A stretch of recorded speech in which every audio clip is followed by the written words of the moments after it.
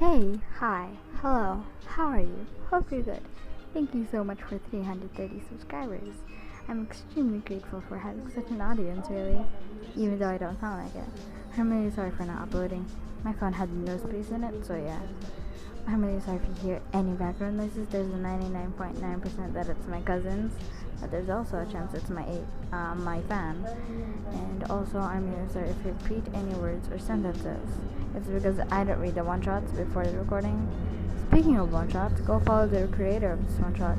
Their name is Lychee Things on Wattpad. Last but not least, please follow my Insta and join my Discord server, please. Link down in the description box. Without further ado, let's start. Not like in fairy tales. A Kenma ex-listener. Oi, lion, can you get me a water? A water?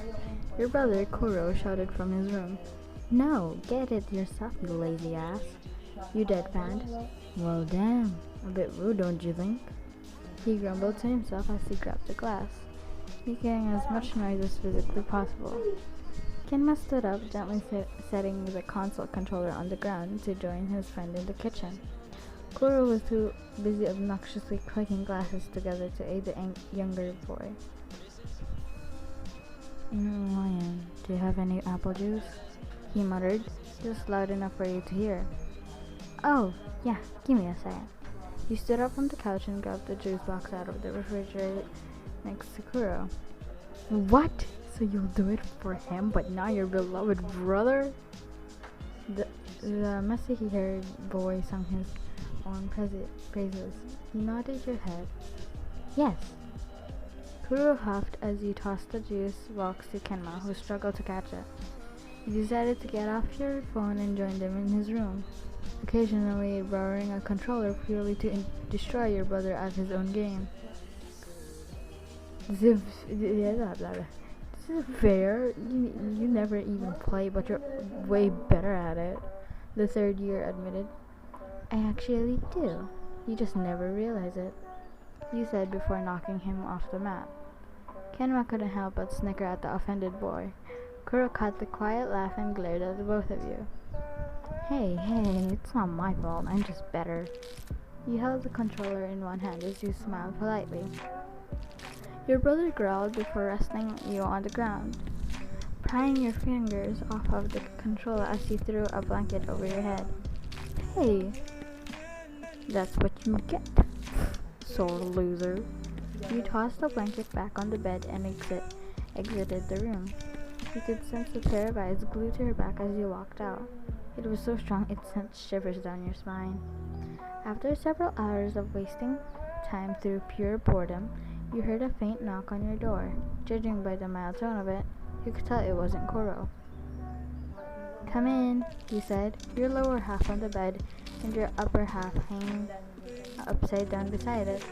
The door opened slowly to reveal Kenma and possibly the cutest thing you've ever seen, a cat onesie. You stood off the bed, landing on your head with a soft thump. Ow! Oh my god, Kenma, you look so adorable! You quickly repositioned your body to sit upright. The boy's face exploded into a bright pink along with the tips of his hair. Kuroo made me wear it, was all he could utter out. Genius, right? Your brother peeked into the doorframe, flashing a thumbs up. Originally, it was going to be yours for your birthday, but I got a size too big, so I figured I'd put it to use. Kuroo laughed. I mean, it's cute and all, but you could have just returned it. You squinted your eyes at him. I lost the receipt. Oh, I'm not surprised. You glanced at Kenma, who was fiddling with his hands, obviously uncomfortable in the clothes his friend had given him. Did Kenma agree to wear that? You rose a brow. Well, no.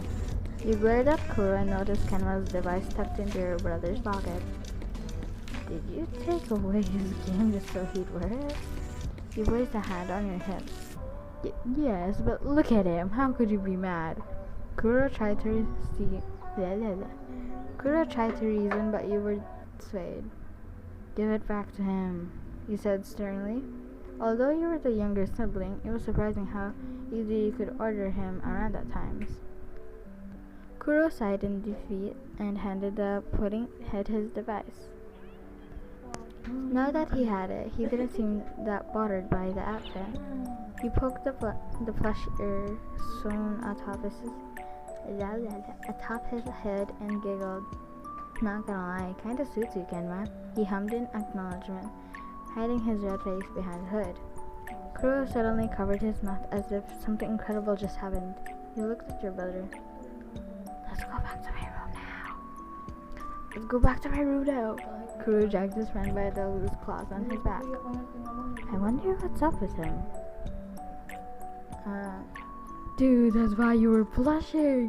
The rooster cackled, doubling over with laughter. You could practically hear it from your own bedroom. What? Kenma glared at him. I totally forgot you liked her. The other boy wiped tears from his eyes. Whoa, we're gonna be brothers-in-law when you get married. He thought out loud. You don't know that. Kenma turned his back to his friend. But for real, if you want to ask her out, I'd be happy to help you. Kuroo placed his hand on his chest. Because I'm such a nice person. Kenma looked at the boy before turning back to his game of Animal Crossing. I don't want to make things awkward, he mumbled. It won't be. She called you cute back there, didn't she? She wasn't calling me cute in a crush kind of way. She was calling me cute in a kid kind of way. Kenma's words were quiet. Kuroo could barely hear him. You stood outside the door holding the case of a video game. You were going to return to Kuroo. He likes me? You thought? I'm going to the bathroom. You heard a brief sound of shuffling in the room, striking fear and panic down your body. You quickly turned around to run, but you slipped on the wooden flooring. I'm in trouble, you thought. Why? Kenma opened the door to see you lying flat on the ground. Hi, Kenma, you said. Your words were muffled. How long have you been here? Kuroo stood up upon hearing his words. I should make something up, you thought. For a couple of minutes, you blinked. God damn it, Ryan. You thought. Kuroo glanced between the two of you. Was their conversation loud enough to be heard from outside? I like you. His words were practically a whisper. Although you had already overheard their conversation, you couldn't scrape up any kind of answer. What do I say back? You thought.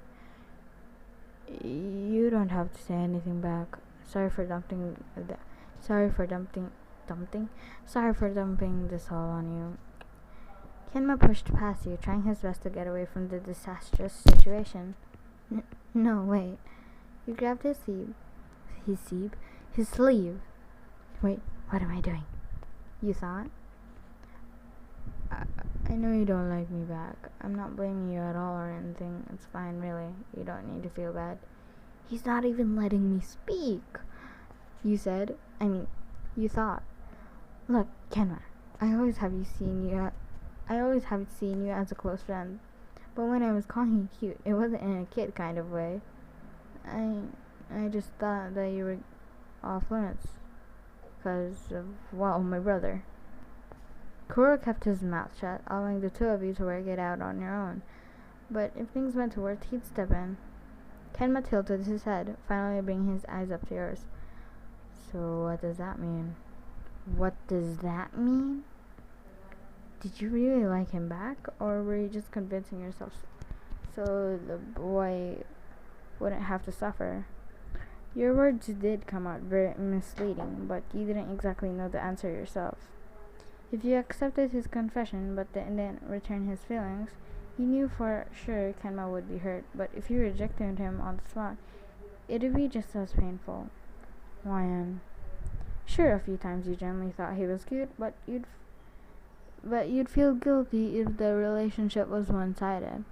Why was it this difficult? How could the words "I like you" hurt? How could you be so selfish to feel bad when he was the one putting himself on the spot? Ryan! Kenma gripped you by the shoulders. You gasped quietly as you gasped you gasped quietly as you snapped out of your trance. This was a new side of him. I already said. It's fine, really. I'm sorry I put you on the spot like that. You don't have to apologize, you mumbled. Please don't feel guilty. He let go of you and let his hands fall to his sides. It's almost like he could read your mind. Okay. Well, that was a blatant lie. Kenma hesitated for a moment before continuing to the bathroom. Kuroo thought it was best to give the boy some time alone. He looked at you as you stared at the ground. He scratched the back of his head, starstruck of what to do next. It's fine, Tetsu. I'm sure it'll be solved with time. Honestly, you weren't really sure of anything at the moment. Kuroo nodded his head as you made your leave. You quietly closed the door and laid him on your bed. The fact that Kenma was still so close to you was slightly haunting. You sighed to yourself. I never thought the day would come when I'd wish someone would lose feelings for me. Bruh, that's sad.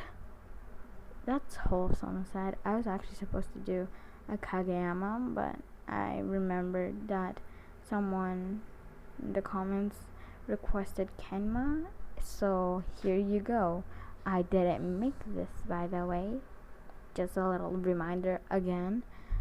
And again, please follow my Insta and join my Discord damn server, because in my Insta I post updates there. I don't really post updates. I actually just post shenanigans. And my Discord server is where you will chat. I don't know how Discord works. Don't ask me. Well, I gotta go now since I'm really hungry and I want food, even though I just ate my ass off. So, yeah, by the way, again, thank you so much for the 330 subscribers. I really love you all. Thanks. Bye. Notice me before I go on a depression spree.